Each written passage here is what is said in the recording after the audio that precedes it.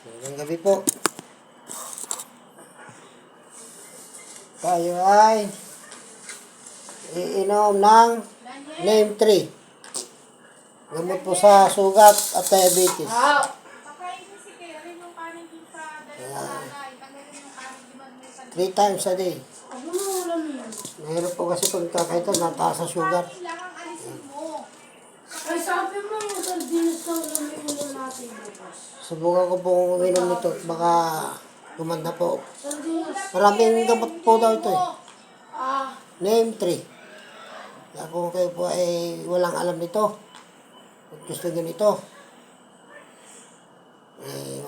tutulungan ko po kayo. Maganda po ito. Neem 3. Gamot sa diabetics. Panlanggas na sugat. Maglalaga po ako nito. Saka magdidiktik po nito, ipapahid ko sa sugat. Ito po daw ay napakabisang gamot. Mula pa po daw ito sa India. Ginagamit na po ito na mula sa India ay 500 BC pa. Nagsimula. Itong gamot na ito. Neem 3. Sige po mga kasampalok, yun lang po. Maraming salamat. Comment section lang po kayo kung meron kayong gustong tanong.